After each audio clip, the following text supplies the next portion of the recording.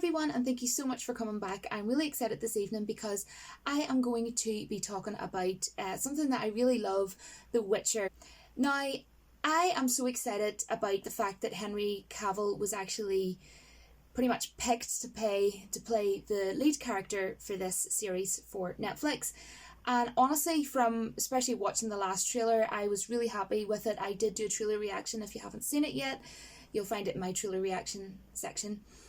I think that his voice just sounds so much like the game. Honestly, I am super happy and even more excited now after seeing the last trailer, and it's coming out on the 20th of December, so super soon. I am so excited. Now, this video is basically going to be talking about the whole two-sword deal sort of thing, because I can remember I did a video back when the first look sort of like posters and everything came out and things like that, and I thought the posters were absolutely beautiful. I really loved them.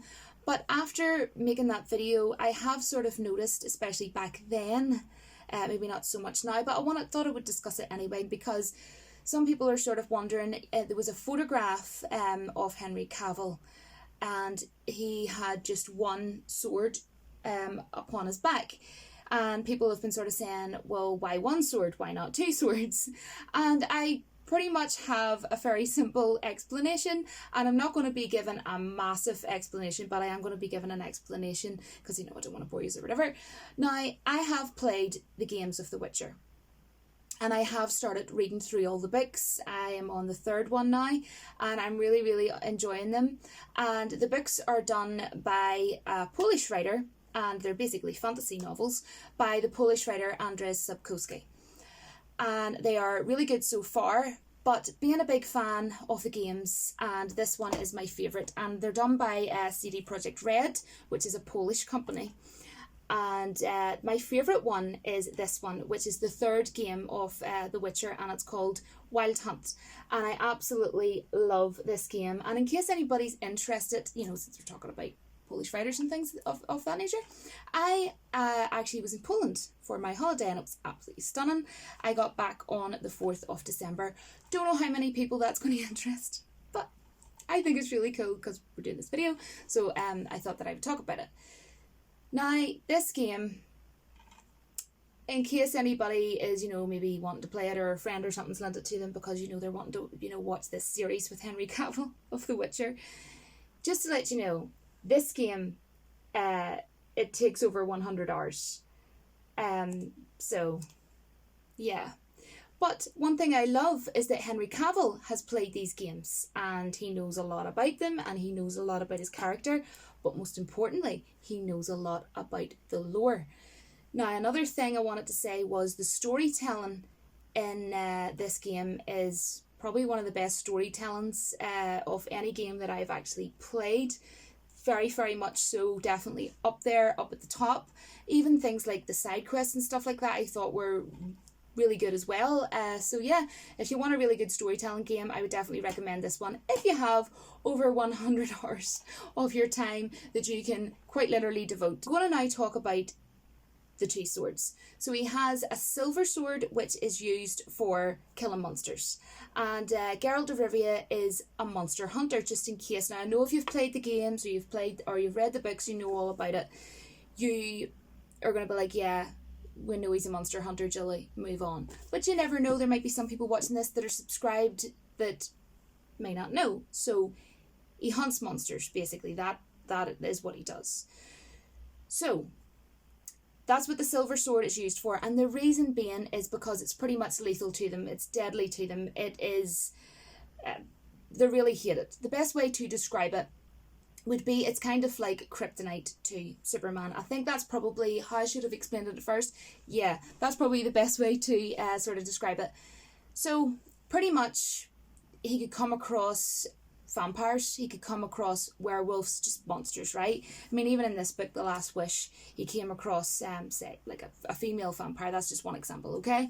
So that's what he would use. That's what he would be using his silver sword for. I hope that doesn't sound confusing. Now, even in the lore of, say, the books, for example, now, this is the first book called The Last Wish. And in that book, it's sort of explained when he's introduced Now, no, this isn't word for word, like, but pretty much they introduce him sort of explaining that no one has sort of carried a sword on his back like Geralt does, the way he did, pretty much. Now, that's not word for word, but that's how he is, sort of introduced, into the books.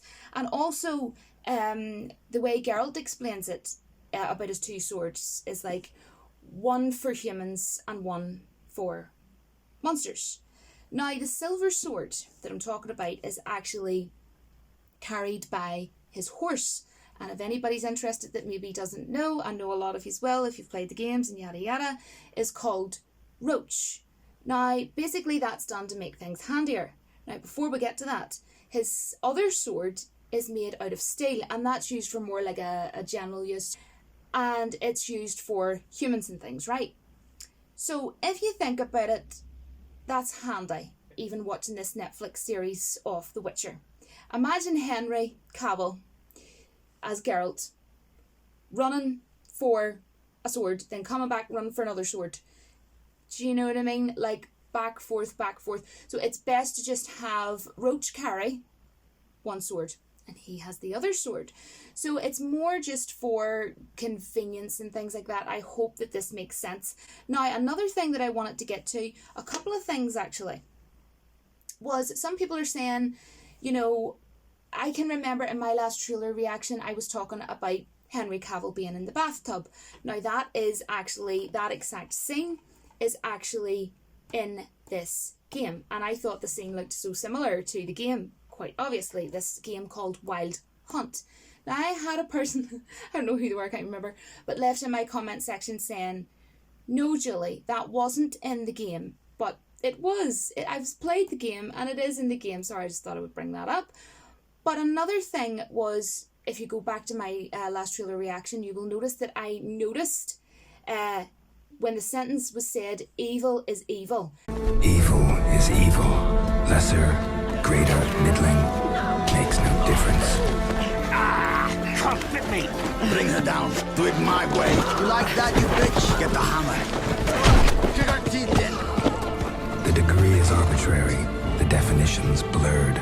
If I'm to choose between one evil and another, I'd rather not choose at all. Now, that is from the game. So what I want to kind of get to is, regardless as to whether something's in the book and also in the game, because obviously this inspired the game. The books came before the game. I hope I'm not confusing anybody. I hope you're with me. The books came before, the novels came before the game. Sorry, not the game. The games, right? Plural. Anyways, right. So what I'm basically trying to say is I don't think people understand, right? These games are insanely popular, right? And this one, I would say, would be a lot of people's favourites. I'm not saying it's everyone's favourite, not saying that at all, but it's definitely 100% my favourite. I absolutely love it. So the thing is, I think that there will be quite a few things from this, either visually or referenced or said in a sentence, that will give anybody who maybe hasn't read the books but has played The Witcher Wild Hunt, which is the third one, like a nice vibe, and be like, oh yeah, the game. Do you know what I mean? Wild Hunt, the game. And I actually watched an interview a while ago of, I think it was maybe a few days ago, of Henry Cavill, because I've seen like a lot of his interviews and I think it came up as a recommendation, and he was sort of saying that a lot of people are going to maybe be comparing Geralt of Rivia from this game, Wild Hunt, rather than they're definitely going to be sort of comparing, and he understands that, which is cool. But the thing is, yes, I'm going into this series knowing that it is based on the books, which, as I say, I am reading through at the minute, and I'm really, really enjoying it. It's actually really cool because the stuff that's coming up, I'm like, oh yeah, the games or whatever. But yeah, it's been really, really fun. It really has. I'm really glad that I ordered them on Amazon. I got the whole set on Amazon, and now there's 8 in total. So yeah, but this one is absolutely fantastic. This is probably my favourite one so far, The Last Wish. So honestly, if you have played the games and you haven't read the books, it's really cool, honestly, when you've played the games and then now go into this or whatever. Obviously there's some people that have did it the other way around. They've read the novels first and then they've went to the games. But yeah, if you've played the games, I would definitely recommend them. You know, just, I mean, you might not be a book reader, but I'm just saying, me personally, from being a fan, especially of this, The Wild Hunt, I would definitely recommend for you to have a read. I think you may find them, you know, really interesting. Another thing I wanted to get to lastly, I know I've went over the swords, and that was sort of the main point that I wanted to do this video. I've been wanting to do this video for a while, but just other things kept coming up. The other thing I wanted to bring up was, oh yes, before I get there, Henry Cavill actually has said that he loves fantasy stories, and when he was younger, his father used to read him a ton of fantasy stories when he was going to bed at night.